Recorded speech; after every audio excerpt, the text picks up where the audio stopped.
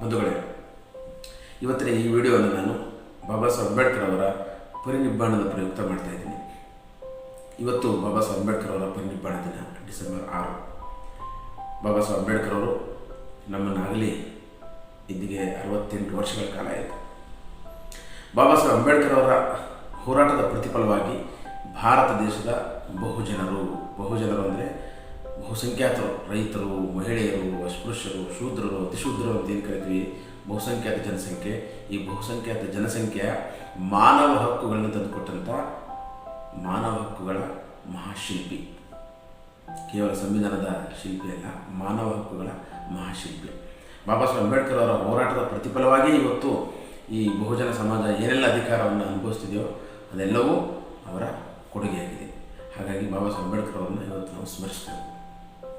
ಬಂಧುಗಳೇ, ಅವರ ಆಸೆಗಳೇನಾಗಿತ್ತು, ನಾವು ಮಾಡ್ತಿರೋದೇನು ಅಂತ ನೋಡಿಕೊಂಡ್ರೆ ನಾವು ಅಂಬೇಡ್ಕರ್ ಅವರ ಹೋರಾಟವನ್ನು ಮುನ್ನಡೆಸಿ ಇಲ್ಲ, ಕೇವಲ ಅವರ ಹೋರಾಟದ ಪ್ರತಿಫಲವನ್ನು ಎಂಜಾಯ್ ಮಾಡ್ತಾ ಇದ್ದೀವಿ.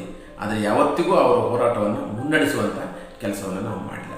ಅವರು ಹೇಳ್ಕೊಟ್ಟ ದಾರಿಗೆ ವಿರುದ್ಧವಾದ ದಾರಿಯಲ್ಲಿ ನಾವು ಅನೇಕರು ಚಲನೆ ಮಾಡಿದ್ದೀವಿ. ಹಾಗಾಗಿ ಇವತ್ತಿಗೂ ಕೂಡ ಅಂಬೇಡ್ಕರ್ ಅವರು ಕೊಟ್ಟಿದ್ದಂಥ ಎಚ್ಚರಿಕೆ ಏನಿತ್ತು, ಭಾರತ ದೇಶವು ಮತ್ತೆ ಮತ್ತೆ ಬಡತನಕ್ಕೆ, ದೌರ್ಜನ್ಯಕ್ಕೆ ತುತ್ತಾಗುತ್ತೆ ಅಂತ ಇವತ್ತು ಬಹುಜನರು ಅಂತಹ ಬಡತನಕ್ಕೆ, ದೌರ್ಜನ್ಯಕ್ಕೆ, ದಬ್ಬಾಳಿಕೆಗಳಿಗೆ, ಅಸಮಾನತೆಗಳಿಗೆ ಮತ್ತೆ ಮತ್ತೆ ಒಳಗಾಗ್ತಿದ್ದಾರೆ.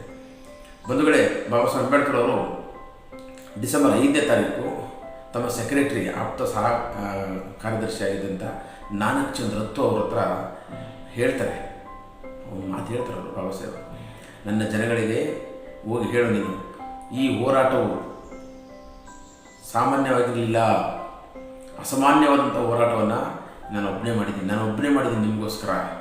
ನನ್ನೆಲ್ಲ ಕಷ್ಟಗಳನ್ನು ಹತ್ತಿಕೊಂಡು ಈ ಜನರಿಗೆ ಸ್ವಾಭಿಮಾನವನ್ನು ತಂದುಕೊಡ್ಬೇಕು ಅಂತ, ಘನತೆಯನ್ನು ತಂದುಕೊಡ್ಬೇಕು ಅಂತ, ಹೋರಾಟದ ಕಿಚ್ಚನ್ನು ಹಚ್ಚಬೇಕು ಅಂತ ನಾನು ನನ್ನ ಜೀವನ ಪರ್ಯಂತ ಒಬ್ಬನೇ ಅನೇಕ ಸವಾಲುಗಳ ನಡುವೆ ಹೋರಾಟ ಮಾಡ್ಕೊಂಡು ಬಂದಿದ್ದೀನಿ.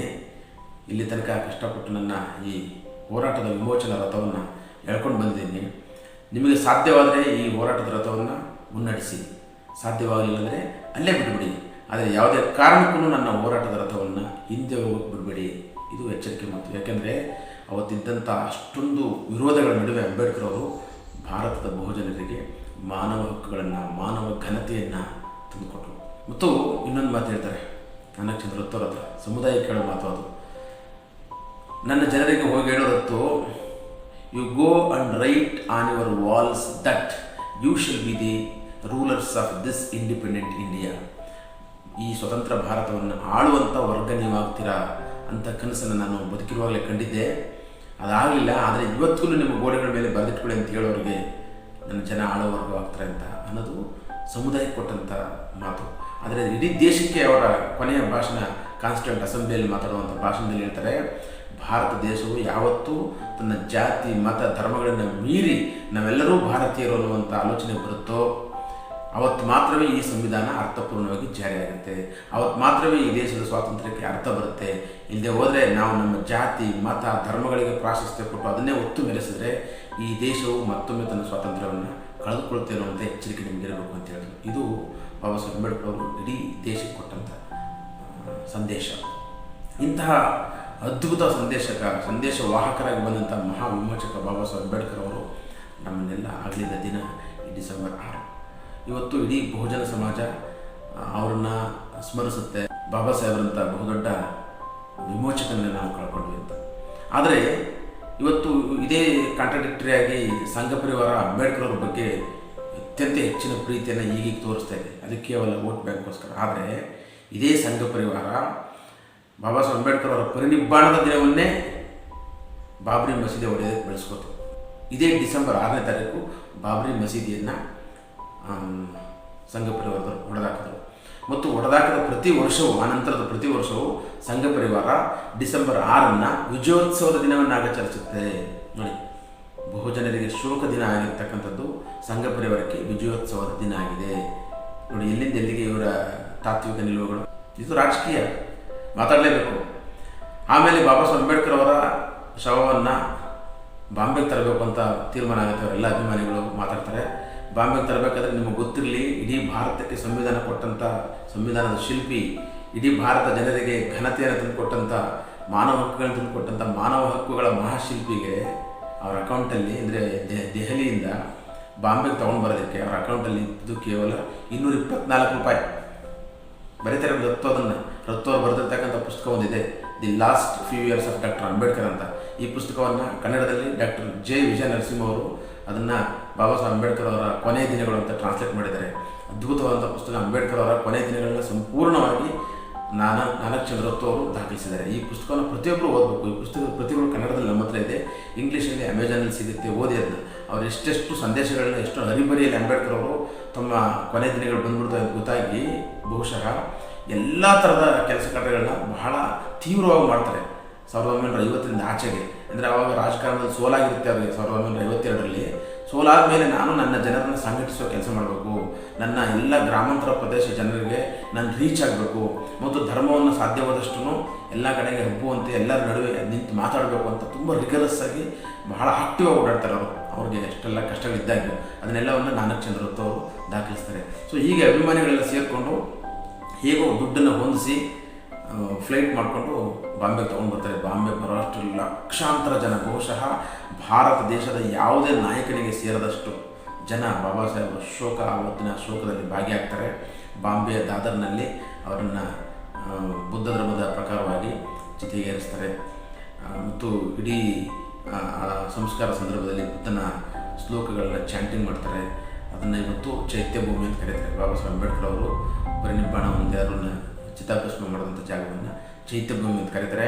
ಅಂಬೇಡ್ಕರ್ ಅವರು ತೀರೋಕ್ಕಿಂತ ಮೊದಲೇ ಬೌದ್ಧ ಧರ್ಮವನ್ನು ಅಧಿಕೃತವಾಗಿ ಸ್ವೀಕರಿಸೋದ್ರ ಮುಖಾಂತರ, ಅಂದರೆ ಅಲ್ಲಿ ನನ್ನ ಧರ್ಮಕ್ಕೆ ವಾಪಸ್ ನಾನು ಹೋಗ್ತೀನಿ ಅಂತ ಹೇಳೋ ಮುಖಾಂತರ, ಒಂದು ಧಾರ್ಮಿಕವಾಗಿ ಮನುಷ್ಯ ಧರ್ಮಕ್ಕೆ ಹೋದ್ರು ಅಂದರೆ ಅವತ್ತಿನ ಲೆಕ್ಕ ಅಲ್ಲ ಅದು. ಬಾಬಾ ಸಾಹೇಬ್ ಅಂಬೇಡ್ಕರ್ ಯಾವತ್ತೂ ತಮ್ಮ ಬಾಲ್ಯದಲ್ಲಿ ನಿರ್ಧಾರ ಮಾಡಿರ್ತಾರೆ, ನಾನು ಬುದ್ಧನ ಹಾದಿಯನ್ನು ಅನುಸರಿಸ್ತಾ ಇದ್ದೀನಿ, ಬುದ್ಧನ ಮಾರ್ಗದಲ್ಲಿ ಹೋಗಬೇಕು ಅಂತ ಇದ್ದೀನಿ. ಬೌದ್ಧತ್ವವನ್ನು ತಮ್ಮ ಜೀವನದ ಉದ್ದಕ್ಕೂ ಅಳವಡಿಸ್ಕೊಂಡಿರ್ತಾರೆ. ಭಾರತದ ಸಂವಿಧಾನದಲ್ಲೂ ಕೂಡ ಅಂಬೇಡ್ಕರ್ ಅವರು ಬೌದ್ಧತ್ವವನ್ನೇ ಅಳವಡಿಸಿದ್ದೀನಿ ನಾನು. ಸಮತೆ, ಸ್ವಾತಂತ್ರ್ಯ, ಭ್ರಾತೃತ್ವ ಅಂತಕ್ಕಂಥದ್ದು ಬುದ್ಧನ ಒಂದು ಪಾರ್ಲಿಮೆಂಟ್ರಿಯನ್ ಕಾನ್ಸೆಪ್ಟ್ ಇದೆಯಲ್ಲ, ಅದನ್ನು ತಗೊಂಡಿದ್ದೀನಿ ನಾನು. ಹಾಗಾಗಿ ನನ್ನ ಜೀವಿತದ ಉದ್ದಕ್ಕೂ ಬುದ್ಧನ ಎಲ್ಲ ಸಮತೆಯ ಒಂದು ಅಂಶಗಳನ್ನ ಅಳವಡಿಸ್ಕೊಂಡಿದ್ದೀನಿ ಅಂತ ಅವರೇ ಹೇಳ್ತಾರೆ. ಮತ್ತು ಕೊನೆ ದಿನಗಳಲ್ಲಿ ಕೆಲವರು ಈ ಸಂಘ ಪರಿವಾರದವರು ಹೀಗೆ ಲೆಕ್ಕ ಹಾಕ್ತಾರೆ, ಕೊನೆ 56 ದಿನ ಮಾತ್ರ ಅಂಬೇಡ್ಕರ್ ಅವರು ಬೌದ್ಧರಾಗಿದ್ದರು, ಮಿಕ್ಕಿದ ಎಲ್ಲ ದಿನಗಳು ಹಿಂದೂ ಆಗಿದ್ರು, ಕಟ್ಟರ್ ಹಿಂದೂ ಆಗಿದ್ರು ಅಂತ. ಎಲ್ಲಿ ಬೌದ್ಧತೆ ಅನ್ನೋದು ಒಂದು ಆಲೋಚನೆ, ಆ ಆಲೋಚನೆ ಒಳಗಡೆ ಅಂಬೇಡ್ಕರ್ ಅವರು ಅಪ್ಪಟ ಬುದ್ಧನ ಅನುಯಾಯಿಯಾಗಿ ತಮ್ಮ ಜೀವಿತ ಉದ್ದಕ್ಕೂ ಇದ್ದರು. ಹಿಂದೂ ಧರ್ಮದ ಅಸಮಾನತೆಗಳನ್ನ ಎಷ್ಟೆಷ್ಟು ಕಡೆ ಅವರು ವಿರೋಧಿಸಿದ್ದಾರೆ, ಟೀಕಿಸಿದ್ದಾರೆ ಅನ್ನೋದಕ್ಕೆ ಬೇಕಾದಷ್ಟು ಲಿಟ್ರೇಚರ್ಗಳನ್ನ ನಾವು ಬರೆದಿಟ್ಟೋಗಿದ್ದಾರೆ. ಹಾಗಾಗಿ ಬಾಬಾ ಸಾಹೇಬ್ ಅಂಬೇಡ್ಕರ್ ಅವರು ಬಹುಜನರಿಗೆ ತೋರಿಕೊಟ್ಟದ್ದು ಬುದ್ಧನ ಹಾದಿ ಎನ್ನುವುದನ್ನು ನಾವು ಮರೆಯಬಾರ್ದು. ಡಿಸೆಂಬರ್ 5ನೇ ತಾರೀಕು ಸಂಜೆ ಒಬ್ಬರೇ ಇರ್ತಾರೆ ಮನೆಯಲ್ಲಿ. ಆವಾಗ ಅಷ್ಟೊತ್ತಿಗೆ ರತ್ತು ಅವ್ರು ಮನೆಗೆ ಬರ್ತಾರೆ. ಮನೆಯಲ್ಲಿ ಸವಿತಾ ಅಂಬೇಡ್ಕರ್ ಅವರು ಇರಲಿಲ್ಲ, ಏನೋ ಶಾಪಿಂಗ್ ಮಾಡಬೇಕು ಅಂತ ಆಚೆ ಹೋಗಿರ್ತಾರೆ. ಆ ಸಂದರ್ಭದಲ್ಲಿ ರತ್ತು ಅವ್ರು ಬಂದ ತಕ್ಷಣ ರತ್ತು ಅವ್ರನ್ನ ಕರೆದು, ನಾನು ಬುದ್ಧ ಆ್ಯಂಡ್ ಹಿಸ್ ಧಮ್ಮ ಪುಸ್ತಕಕ್ಕೆ ಪ್ರಿಫೇಸ್ ಬರೀಬೇಕಾಗಿದೆ, ರತ್ತು ತೆಗೆದುಕೊಡು ಅಂತ ಹೇಳ್ತಾರೆ. ರತ್ತು ಅವರು ತಮ್ಮ ಟೈಪಿಂಗ್ ಮಾಡಿದಂತೆ ಎಲ್ಲ ಮೆಟೀರಿಯಲ್ಸ್ಗಳನ್ನ ತಂದು ಕೊಡ್ತಾರೆ. ಅದನ್ನೊಂದು ಸ್ವಲ್ಪ ಗ್ಲ್ಯಾನ್ಸ್ ಮಾಡಿ ನಾನು ಬುದ್ಧ ಆ್ಯಂಡ್ ಹಿಸ್ ಧಮ್ಮ ಪುಸ್ತಕಕ್ಕೆ ನನ್ನ ಪ್ರಿಫೇಸ್ ಬರೀತೀನಿ ಅಂತ ಹೇಳ್ತಾರೆ. ಹೇಳ್ಬಿಟ್ಟು ಮತ್ತೆ ಅಷ್ಟೊತ್ತ ಮೇಲೆ ಎಲ್ಲ ಪ್ರಿಫೇಸಲ್ಲಿ ಹೇಳಿದ್ಮೇಲೆ ಅವರು ಟೈಪ್ ಮಾಡ್ಕೊತಾರೆ. ರತ್ತು ಅವರು ಟೈಪ್ ಮಾಡಿಬಿಟ್ಟು ನಾನು ಹೊರಡ್ತೀನಿ ಸಾಹೇಬ್ರೆ ಅಂತ ಹೊರಡ್ತಾರೆ. ಅದಾದ ಸ್ವಲ್ಪ ಹೊತ್ತಿಗೆ ಸುಧಾಮ ಅವರ ಅಡುಗೆ ಭಟ್ಟ ಬಂದ್ಬಿಟ್ಟು ಬಾಬಾ ಸಾಹೇಬ್ರನ್ನ ಊಟಕ್ಕೆ ಬನ್ನಿ ಅಂತ ಕರೀತಾರೆ. ಆವಾಗ ಇನ್ನು ಸ್ವಲ್ಪ ಹೊತ್ತು ಟೈಮ್ ಕೊಡೋಕೆ ನನಗೆ ನನ್ನ ಸ್ವಲ್ಪ ಕೆಲಸ ಇದೆ ಅಂತೇಳಿ ಅಂಬೇಡ್ಕರ್ ಅವ್ರ ಪುಸ್ತಕದಲ್ಲಿ ತಲ್ಲೀನರಾಗ್ತಾರೆ.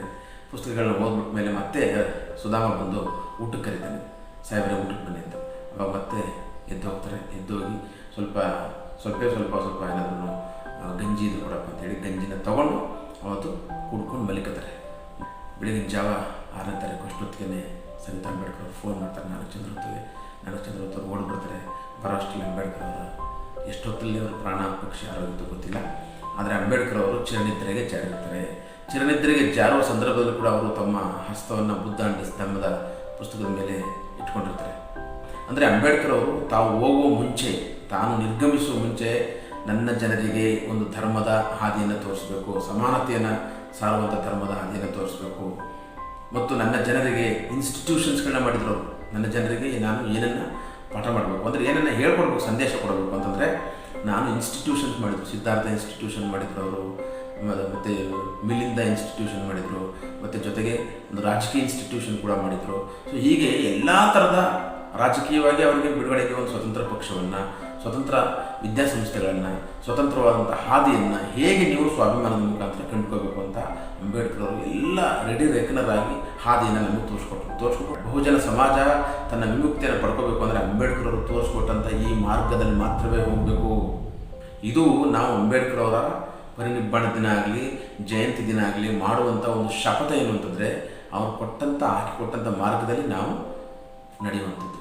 ಅಂಥ ಮಾರ್ಗದಲ್ಲಿ ನಡೆಯುವಂಥ ಒಂದು ಕೈಂಕರ್ಯವನ್ನು, ಶಪಥವನ್ನು ಇಂಥ ದಿನಗಳಲ್ಲಿ ಮಾಡ್ತಾ ನಾವು ಮತ್ತೆ ಮತ್ತೆ ಜನಸಂಘಟನೆಯನ್ನು ಮಾಡೋದ್ರ ಮುಖಾಂತರ ಬಾಬಾ ಸಾಹೇಬ್ ಅಂಬೇಡ್ಕರ್ ಅವರು ಕಂಡಿದ್ದಂಥ ಭಾರತ ದೇಶದ ಆಳುವ ಜನ ನನ್ನ ಜನರಾಗಬೇಕು. ನನ್ನ ಜನರಂದ್ರೆ ಶೋಷಣೆಗೆ ಒಳಗಾದಂಥ ಜನರು ಯಾವತ್ತು ಬರ್ತಾರೋ ಅವತ್ತು ಮಾತ್ರವೇ ಈ ಸಂವಿಧಾನಕ್ಕೆ ಒಂದು ಘನತೆ, ಗೌರವ ಬರುತ್ತೆ. ಅವತ್ತು ಮಾತ್ರ ಭಾರತದ ಕಾನೂನುಗಳು ಚಾಲ್ತಿಗೆ ಬರ್ತವೆ ಅನ್ನೋ ಕನಸು ಅವ್ರಿಗಿದ್ದು. ಯಾರು ಸಂವಿಧಾನದ ವಿರೋಧಿಗಳಿದ್ದಾರೆ, ಯಾರು ಬಹುಜನರ ಅಭಿವೃದ್ಧಿಗೆ ವಿರೋಧಿಗಳಿದ್ದಾರೆ, ಯಾರು ಸಮಾನತೆಗೆ ವಿರುದ್ಧವಾಗಿದ್ದಾರೆ, ಅವ್ರ ಕೈಗೆ ಸಂವಿಧಾನ ಹೋದರೆ ಎಷ್ಟು ವರ್ಷಗಳ ಕಾಲ ಸಂವಿಧಾನ ಅವ್ರ ಕೈಲಿದ್ರೂ ಅವರ ಅಧಿಕಾರ ಅವಧಿ ಇರೋ ತನಕ ಯಾವತ್ತಿಗೂ ನಿಮ್ಮ ವಿಮೋಚನೆ ಸಾಧ್ಯ ಇಲ್ಲ. ಹಾಗಾಗಿ ನಿಮ್ಮ ವಿಮೋಚನೆಯನ್ನು ನೀವೇ ಮಾಡ್ಕೋಬೇಕು ಅಂತಂದರೆ ಸಾಮಾಜಿಕವಾಗಿ, ಆರ್ಥಿಕವಾಗಿ ನೀವು ಸಬಲರಾಗಬೇಕು, ರಾಜಕೀಯವಾಗಿ ಸ್ವತಂತ್ರ ರಾಜಕೀಯ ಸಂಘಟನೆ ಮಾಡ್ಕೋಬೇಕು ನೀವು ಅಂತ ಹೇಳಿದರು ಬಹುಜನರಿಗೆ. ಸೊ ಸ್ವತಂತ್ರ ರಾಜಕೀಯದ ಮುಖಾಂತರ ಮಾತ್ರವೇ ನಾವು ಈ ದೇಶದ, ಈ ಮಣ್ಣಿನ ಘನತೆಯನ್ನು ಎತ್ತಿಡಿಬೇಕಾಗಿದೆ ಮತ್ತು ಈ ದೇಶದ ಎಲ್ಲರಿಗೂ, ಸರ್ವರಿಗೂ ಸಮಪಾಲು ಮತ್ತು ಸರ್ವರಿಗೂ ಸಮಪಾಲನ ಕೊಡಬೇಕಂತ ಒಂದು ಜವಾಬ್ದಾರಿ ನಮ್ಮ ಮೇಲೆ